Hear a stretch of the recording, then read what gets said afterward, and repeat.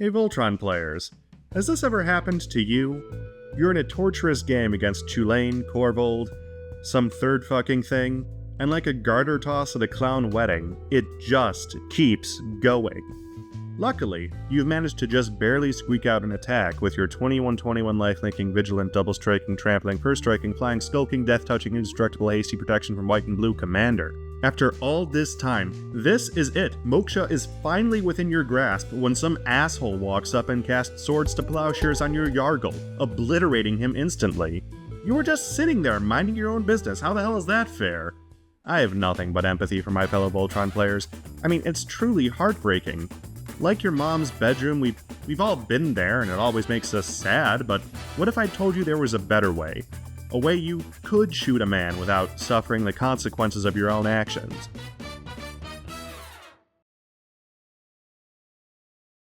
Meet Ardenn, Intrepid Archaeologist.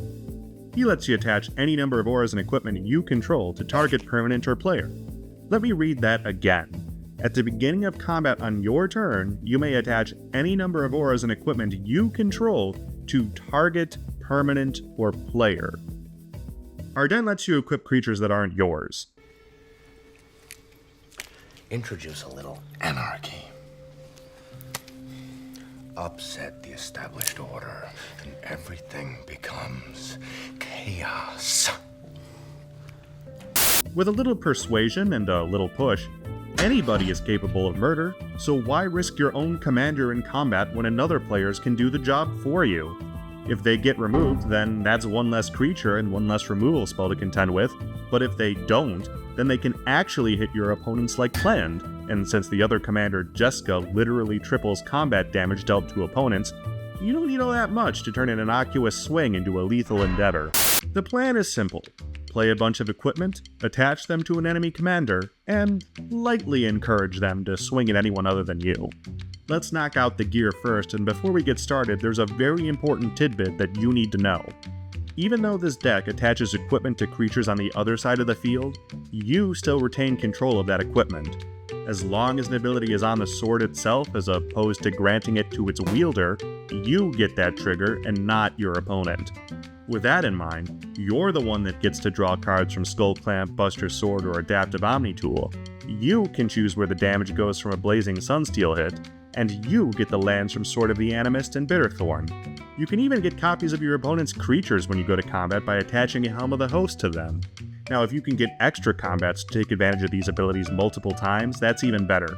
Try passing around an enemy commander each turn with an assault suit.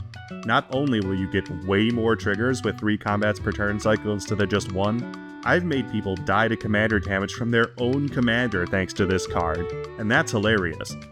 For more standard extra combats, Genji Glove and Hexplate Wallbreaker trigger on attack, meaning your enemies are in for twice the pain. And speaking of twice the pain, check out Inquisitor's Flail. This doubles the damage the equipped creature both deals and receives, and that downside is actually an upside for you since you don't actually care about whatever it's attached to. That fact also means you're not too broken up about your hired goons getting blocked. Hired goons?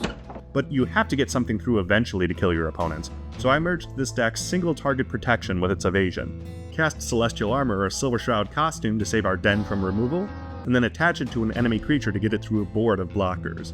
Hot Soup is here too, and like Inquisitor's Flail, its inverse death touch is actually an upside for you. Try attaching Hot Soup to something you really want dead, and then using Jessica to spook the guy into spilling not only the soup all over the floor, but his brains, because he's dead. There's a lot of support for equipments as a permanent type here too. Danitha Capuchin, Joybrus Familiar, and Bureau Headmaster all make equipment easier to cast, while Codsworth and Freya tap to generate additional Second Amendment earmarked mana. As a bonus, Codsworth gives both of your commanders a Ward 2, and Freya's flying actually makes her plot relevant in the late game. And that's something you can't really say about her and her source material. Pure Steel Paladin, Armory Paladin, SRAM Senior Not a Paladin, they all make your weapons cycle when you play them. Glowing gives you additional treasures for the first you cast each turn, and Cloud searches up anything you want. He's really fun with Helm of the Host, give it a try. There's also a Tashar, so nothing ever truly dies. Simple enough, right? You play the equipment, you attach it to an opponent's creature, and then they swing it at your face to kill you so they can play a politic-free game of Commander. Oh. Yeah, you'll need to find a way to convince your opponents to actually fight amongst themselves instead of hitting you, the mastermind. Luckily, Jessica Zero, which triples combat damage, only works against your enemies. If you Jessica a creature and it hits you, you only have to take normal damage. That alone might be enough to convince someone on the fence, but if not, Goad. Endless Goad. Goad when you cast an equipment, Goad when you sacrifice a treasure, Goad on your mana rocks, Goad when you attack someone, and Nelly Borka actually adds card draw to combat, so now that's a second reason your friend shouldn't murder you. In particular, I really like Hot Pursuit, which fixes the issues with Goad by simply turning it into outright theft once you get down to 2 players. Besmirch is also particularly effective. First, you get to swing with your opponent's kitted out commander, and then your opponent has to swing out with your opponent's kitted out commander. Redemption Arc and the Sound of Drums are auras that goad, which means that Ardenn can shuffle them around, and Bloodthirsty Blade is an equipment that goads, which means Ardenn can shuffle it around. Death Kiss is a goad effect that doubles damage to enemies on top of the tripling from Jessica, and if all else fails, you can actually let someone swing into you, and then cast Take the Bait to make them attack another person on an extra combat. Oh hey, look at that, tied together. And now let's just talk about the cards I think are neat. Alexios and Slicer kinda work like second and third copies of Assault Suit. If you find them, simply load them up with equipment and have everyone kill each other using them instead. Creatures keep getting board wiped? Try attaching all of your gear to a temporary manland instead. Needle Spires comes with Double Strike, while Inkmoth Nexus comes with both Flying and Infect. All you gotta do to win there is pump it up to 4 power and Jessica it. And if your opponents have tons and tons of creatures that you've goaded and you're worried about a sudden spike concession that redirects all of them towards you, not that this has happened to me in the past 5 days, Silent Arbiter pares combat down to 1 attacker, 1 blocker. Simple. That's the enemy Voltron list. You now know how they brew it, but why brew it this way? This Ardenn and Jessica list takes a classic Boros equipment shell and removes all of the risk. Never again will you worry about your big beaters getting exiled just as you are about to go for a kill. And Goad leads to deep political games that can have extremely surprising and memorable results. Plus, it's just fun to hit some shit.